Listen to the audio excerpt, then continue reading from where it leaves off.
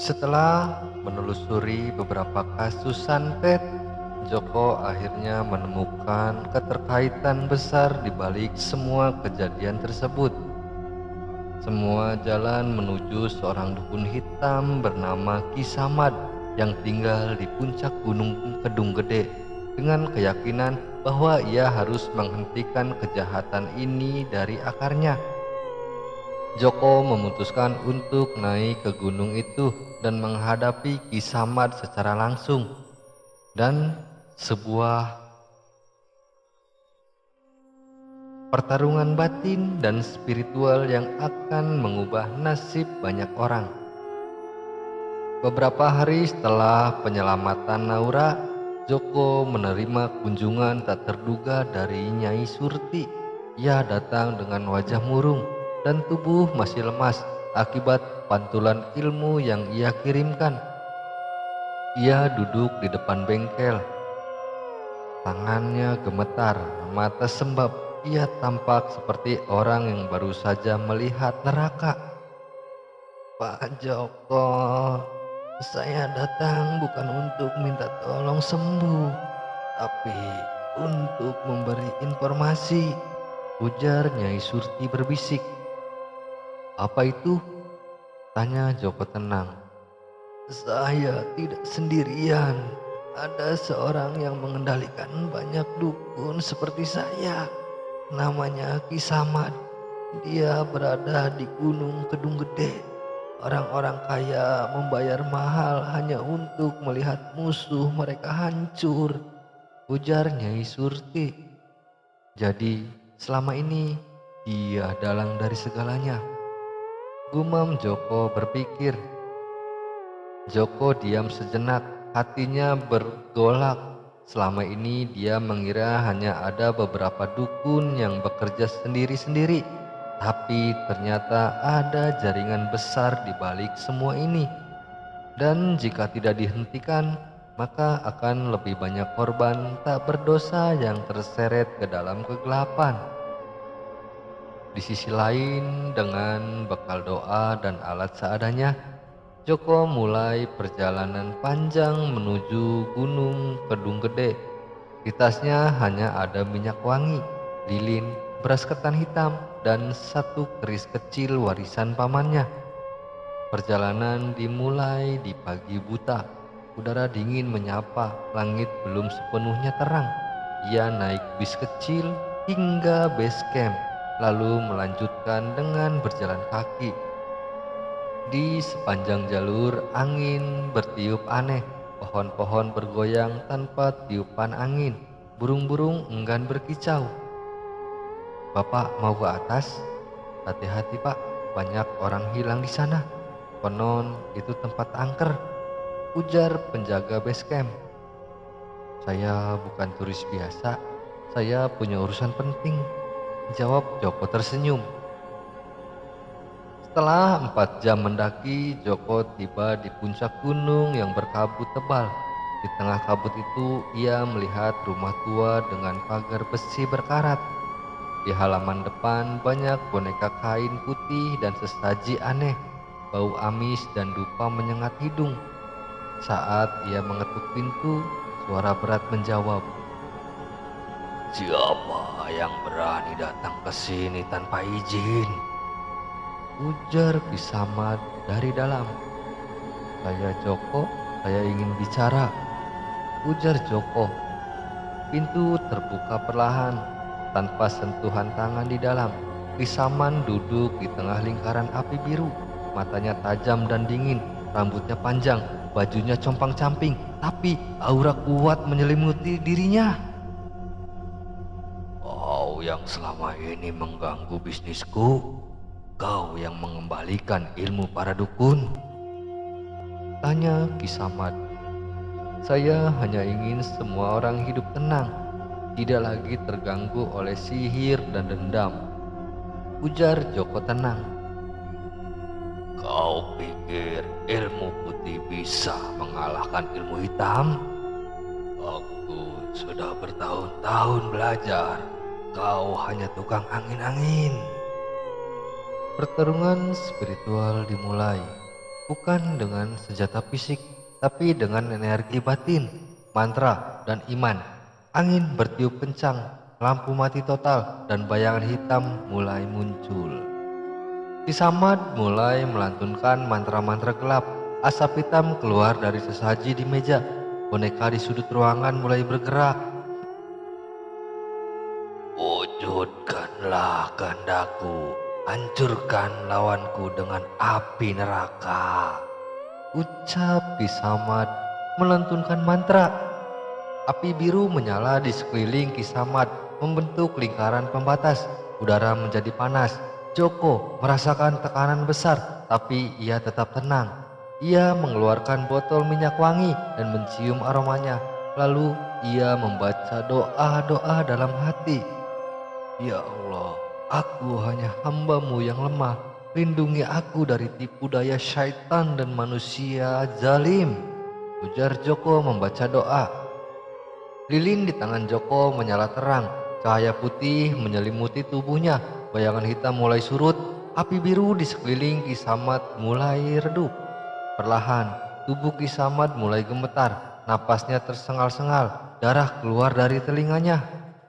Apa yang kau lakukan padaku? Mengapa ilmuku tidak bekerja? Tanya Ki Samad merintih. Aku hanya mengembalikan apa yang kau kirim, tanpa niat membalas dendam, hanya agar engkau sadar. Di sisi lain, malam itu Ki Samad duduk termenung di pojok ruangan. Ia melihat foto-foto korban yang pernah ia sakiti, anak-anak tak bersalah, keluarga yang hancur. Ia menangis, tangis penyesalan yang dalam. Untuk pertama kalinya dalam puluhan tahun, ia merasa takut pada Tuhan.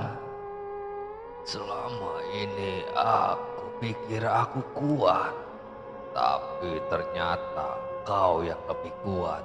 Bukan karena ilmu, tapi karena hati murni, ujar Ki Samad lirih. Ilmu itu amanah, bukan senjata. Kalau kau tobat, aku akan bantu kau lepaskan semua itu. Di sisi lain, esok paginya Joko pulang meninggalkan Ki Samad yang masih terbaring lemah. Ia telah memilih jalannya sendiri, entah akan taubat atau tidak, hanya waktu yang bisa menjawab. Namun bagi Joko, perjalanan ini belum selesai. Masih banyak nyawa yang harus diselamatkan, masih banyak jiwa yang tersesat di antara dua dunia. Dan ia, seorang tukang servis AC biasa, dipanggil untuk menjadi pelindung mereka. Setelah mengalahkan Ki Samad dan membekuk jaringan dukun hitam, Joko akhirnya menemukan fakta mengerikan. Kasus Andi hanyalah bagian dari rencana besar untuk membangkitkan ilmu hitam kuno.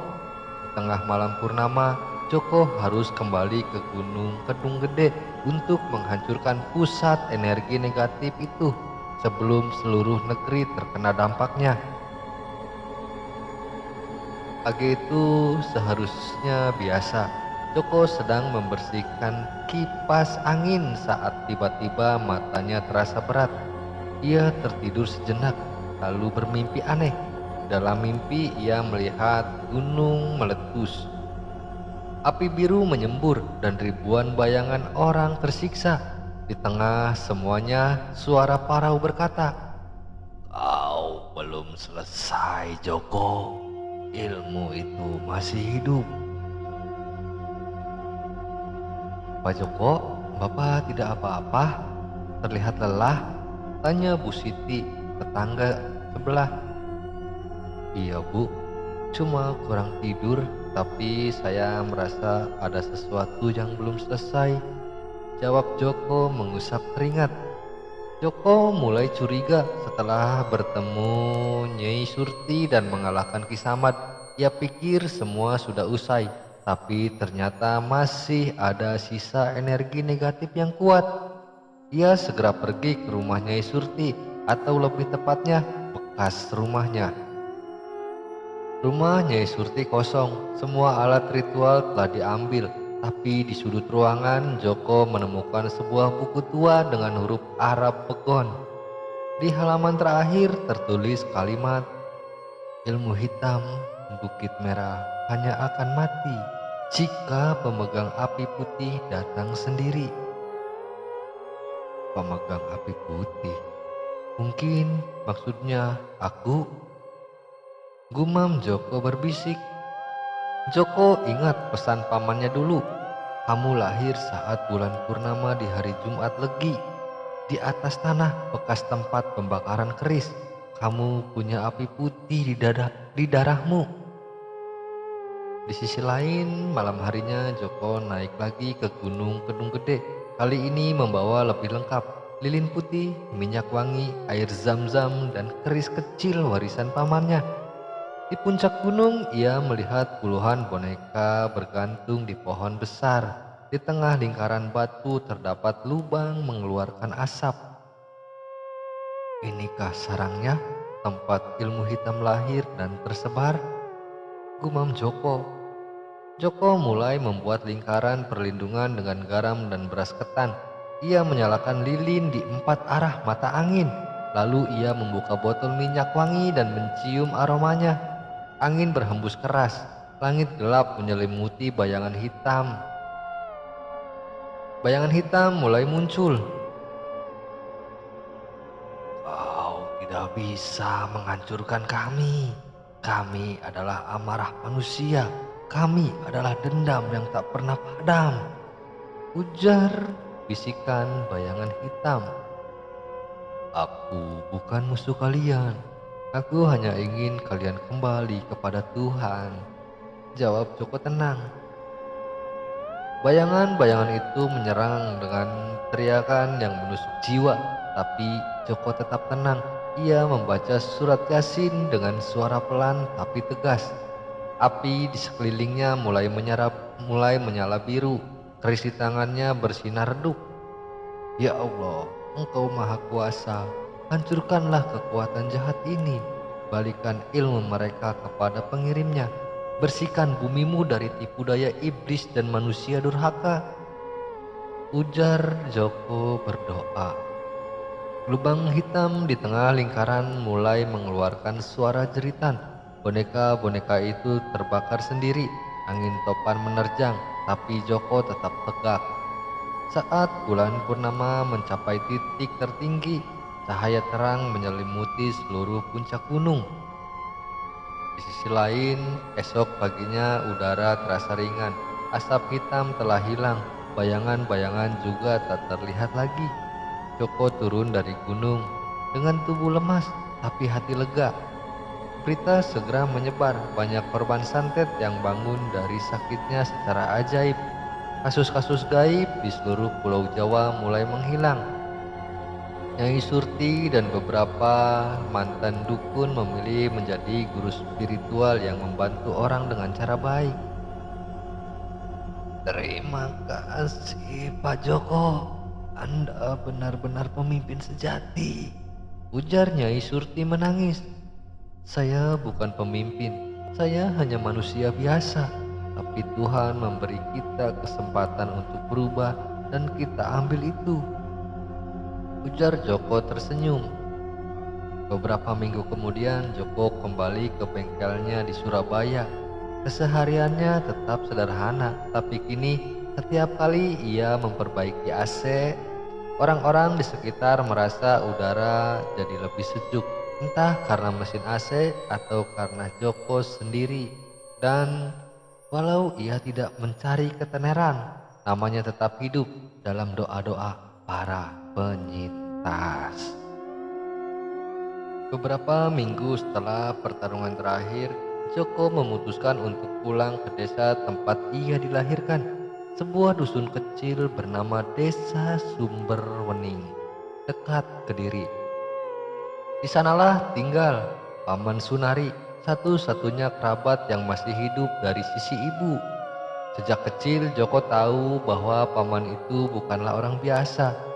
Dari ialah ia belajar doa-doa tertentu dan cara menggunakan minyak wangi sebagai alat perlindungan. Paman, saya ingin tahu apa benar saya punya hubungan dengan ilmu silat cahaya? Tanya Joko. Kau sudah bertemu dengan bayangan itu ya? Ilmu itu tidak pernah mati selama darah pesilat cahaya masih mengalir. Jawab Paman Sunari tersenyum. Paman Sunari mengambil sebuah kotak kayu tua dari almari. Di dalamnya ada sepasang keris kecil bertuliskan ayat suci, selembar kain putih, dan sebatang lilin emas. Ia duduk di atas tikar usang dan mulai bercerita. Dulu abad ke-17 ada seorang ulama bernama Kiai Cahyawening. Ia dikaruniai ilmu oleh malaikat saat bersemedi di puncak gunung. Tujuannya hanya satu, melindungi manusia dari kegelapan. Ujar Paman Sunari. Apakah dia leluhur kita? Tanya Joko terpaku. Iya, dan setiap generasi satu orang dipilih untuk menerimanya. Kebetulan engkau yang bangkit tepat waktu. Jawab Paman Sunari. Malam hari di halaman rumah tua, ritual dimulai. Joko duduk bersila di tengah lingkaran beras ketan.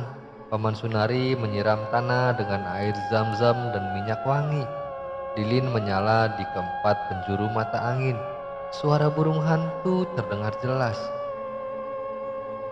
Tarik napasmu dalam-dalam Joko, biarkan api putih dalam tubuhmu menyala, ujar Paman Sunari. Apa aku siap untuk ini? Tanya Joko menutup mata. Kamu sudah melewati ujian besar. Sekarang inilah waktu untuk menerima warisan ini secara resmi, ujar Paman Sunari. Saat Paman Sunari menyentuh dada Joko dengan ujung keris kecil itu, cahaya redup menyelimuti tubuh Joko. Udara terasa ringan, detak jantungnya stabil tapi kuat. Ia melihat kilasan masa lalu. Leluhurnya berdiri melawan pasukan dukun hitam, melindungi desa dari wabah santet, dan membangkitkan jiwa yang sempat tersesat. Keesokan paginya, Joko bangun dengan perasaan baru. Tubuhnya enteng, hatinya tenang. Ia merasakan kekuatan yang lebih dalam, tapi juga kewajiban yang lebih besar. Ia sadar bahwa tugasnya belum selesai. Banyak korban yang masih butuh pertolongan banyak. Banyak energi negatif-negatif yang harus diubah menjadi cahaya.